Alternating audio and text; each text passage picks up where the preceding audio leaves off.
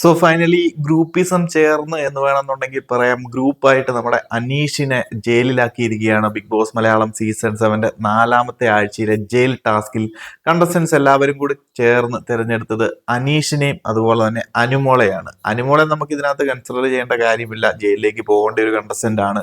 പ്രത്യേകിച്ച് ഈ ഒരാഴ്ച അനുമോളുടെ സൈഡിൽ നിന്നും ഒന്നും തന്നെ ഉണ്ടായില്ല. ഈ വീക്ക് എന്നല്ല, ഒരു വീക്കും ഒന്നും ഉണ്ടാകാറില്ല. പ്രത്യേകിച്ചൊരു എന്താ പറയുക, മികച്ചൊരു പെർഫോമൻസോ ടാസ്കിലെ പെർഫോമൻസോ അതൊന്നും അഭിപ്രായങ്ങളോ നിലപാടുകളോ ഒന്നും തന്നെ അനുമോളുടെ സൈഡിൽ നിന്നും ഒരിക്കലും ഉണ്ടാവാറില്ല. വെറുതെ എവിടെയെങ്കിലുമൊക്കെ കരഞ്ഞു നിലവിളിച്ച് എന്തെങ്കിലും പ്രശ്നങ്ങൾ ഉണ്ടാക്കി, അല്ലെന്നുണ്ടെങ്കിൽ മറ്റുള്ളവരുടെ പ്രശ്നങ്ങളുടെ ഇടയ്ക്ക് പോയി നിന്നിട്ട് എല്ലാവരും കൂടെ അനുമോൾക്ക് നേരെ തിരിയുന്നു എന്ന രീതിയിലാക്കി ഒരു കരച്ചിൽ നാടകവും സിമ്പതി കാർഡുകളും മാത്രം ഇറക്കി മുന്നോട്ട് പോകുന്ന ഒരു കണ്ടസ്റ്റന്റ് ആണ് അനു. എന്നാൽ അനീഷിനെ സംബന്ധിച്ച് അങ്ങനെയല്ല. അനീഷിൻ്റെതായ രീതിയിൽ ഗെയിം കളിക്കുന്നുണ്ട്. ശരിയാണ്, ഒരു പരിധിവരെ പലരെയും വെറുപ്പിക്കുന്നുണ്ട്, നമ്മൾ പ്രേക്ഷകരെയും വെറുപ്പിക്കുന്നുണ്ട്. എന്നാൽ പോലും അനീഷ് പറയുന്ന പല കാര്യങ്ങളും അല്ലെങ്കിൽ ഒരു ഗെയിം സ്ട്രാറ്റജി അനീഷിനുണ്ട്. അനീഷ് പ്രോപ്പറായിട്ട് ഗെയിം കളിക്കുന്നുണ്ട്, ടാസ്കുകളിൽ മികച്ച രീതിയിൽ നിൽക്കുന്നുണ്ട്. ചില കാര്യങ്ങളൊക്കെ അനീഷിൻ്റെതായ രീതിയിൽ കളിക്കുന്നു. ചില തെറ്റുകൾ സംഭവിക്കാം. ആസ് എ ഹ്യൂമൻ ബീയിങ് എല്ലാവർക്കും തെറ്റുകൾ പറ്റാറുണ്ട്. അത് ആ ഒരു രീതിയിൽ മാത്രം കൺസിഡർ ചെയ്താൽ മതി. പക്ഷേ ഈ ഒരു നാലാമത്തെ ആഴ്ചയിലേക്ക് ജയിലിലേക്ക് നോമിനേറ്റ് ചെയ്യേണ്ടി വരുമ്പോൾ അനീഷിനേക്കാളും മോശമായിട്ട് അവിടെ നിൽക്കുന്ന പലരുമുണ്ട്.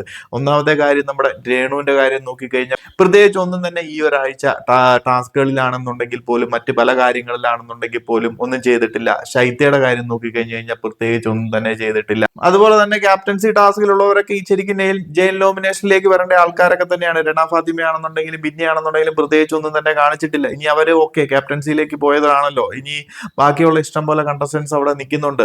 നമ്മുടെ ഒനിയിലാണെന്നുണ്ടെങ്കിൽ പ്രത്യേകിച്ച് ഒന്നും തന്നെ ചെയ്തിട്ടില്ല. അഭിലാഷ് ഒന്നും ചെയ്തിട്ടില്ല.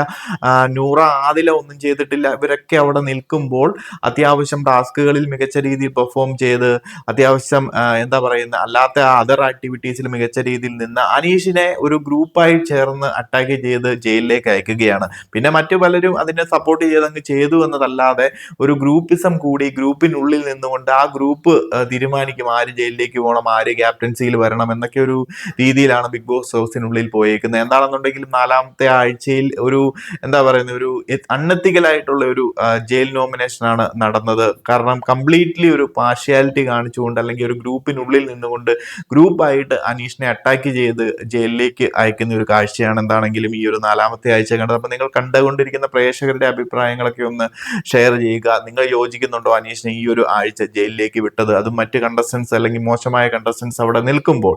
സോ കൂടുതൽ അപ്ഡേറ്റുകളുമായി മറ്റൊരു വീഡിയോയിൽ കാണാം.